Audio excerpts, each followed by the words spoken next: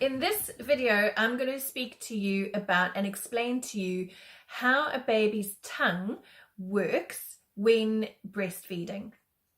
So all babies are born with breastfeeding reflexes, which are very, very different to bottle feeding reflexes. So it's useful to be aware that if you want your baby to be predominantly or exclusively breastfed, it's really important to protect those reflexes, even if you are needing to use a bottle as a short-term solution whilst attending to any breastfeeding difficulties or challenges that you might be having. So when with the baby's tongue, so let's just use my hand as an example. Imagine my hand is a tongue, so this is the length of the tongue. What needs to happen is that the tongue needs to curl up on either side, so creating a trough in the middle. It then needs to be able to dart in and out of the baby's mouth, so extend beyond the lower gum ridge. And once it's done that, it will draw the breast into its mouth, so it's done this trough-like thing, and then it's also cupped in the front like that, and it anchors the breast in its mouth.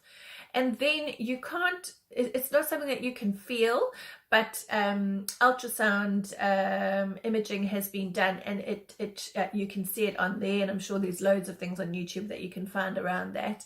But the tongue will do this kind of wave-like peristaltic motion along the underside of the breast. So the tongue doesn't move that much, but it does a kind of like undulating wave-like motion. And that sends signals to the mother's brain, okay, we need to release milk, and then the milk will start to flow. So the baby will be doing the suckling action for a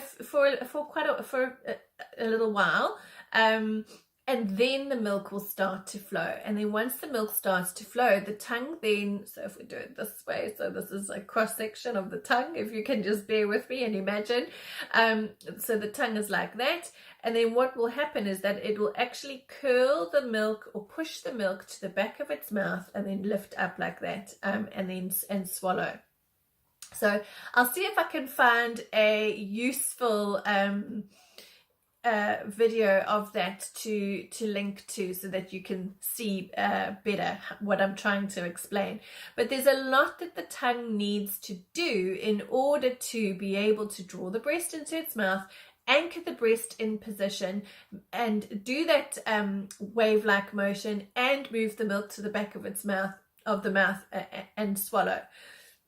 So all around here impacts, as well as our necks, impacts on the way our tongue functions, as well as if you look in the mirror under your tongue, some people will see a piece of thick skin anchoring the underside of the tongue to the floor of the mouth, and this is it's called a frenulum. So what many families who are breastfeeding struggle with, or certainly there are the many that I see, and obviously people come to me when they are experiencing challenges, is something called a tongue tie.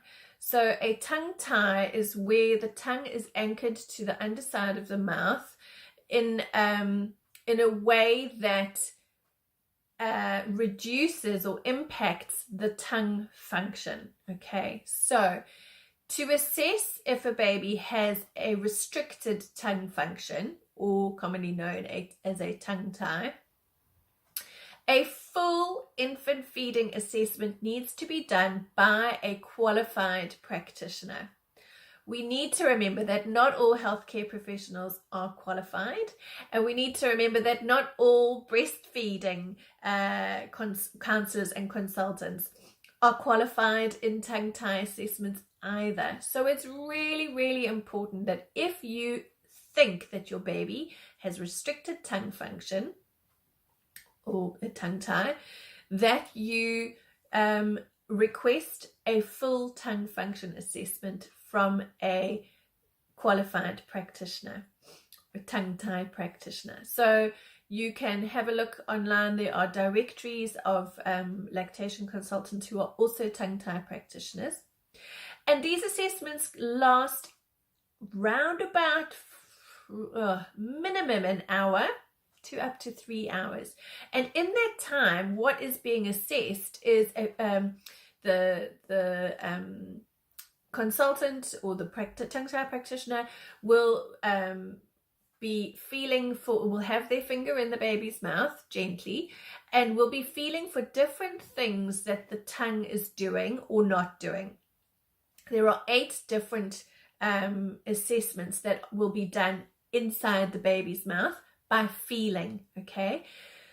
Then also they will visually observe how the baby is attaching to the mother's breast and how the baby is behaving at the breast once it's attached, or if it's not attaching at all, what's going on.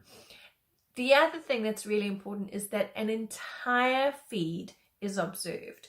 So we know that newborn babies can feed anywhere from 5 minutes to 45 minutes. So thinking about observing a full feed, doing the full tongue function assessment, and observing how the baby's behaving at the breast before it actually attaches, that's a lot of time, okay? You can't just look inside a baby's mouth and say, oh yeah, we think they've got a tongue tie, or oh, we don't think they've got a tongue tie. It's a very, very involved assessment that needs to take place, okay? So when I was talking about kind of our jaw and our neck having an impact on how our tongue behaves, that's really useful to be aware of, especially for babies who have been, for women who've labored for a long time and then their babies were born very suddenly, thinking about the pressure on the baby's head and then all of a sudden there's no pressure. Or perhaps if the baby's been in a bit of an odd position in the womb, maybe they've got a bit of a crick in their neck. Or for babies who have been born by assistance, so either forceps or ventouse or a cesarean birth. There's often a lot of pulling of the head, and this is going to impact on their neck and their shoulder and their jaw muscles. Just think about if you've got a stiff neck, it can often be uncomfortable for you to open your mouth really wide, or you just kind of don't really want to move. And sometimes what's been discovered is that even if a baby is perhaps holding tension in their hip, what often tends to happen is that they will counteract that by holding their neck in a certain way.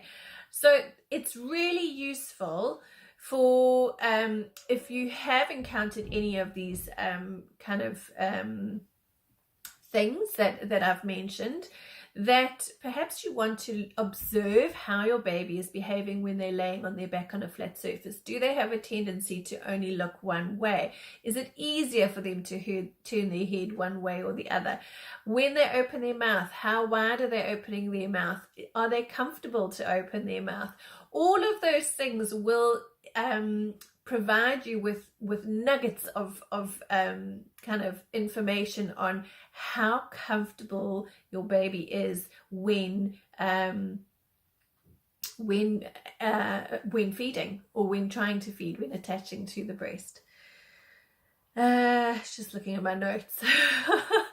So a lot of people aren't aware of that, and you know they don't kind of think about all the processes that a baby needs to kind of work through in order to efficiently transfer the milk from mum to baby. So hopefully you find that useful.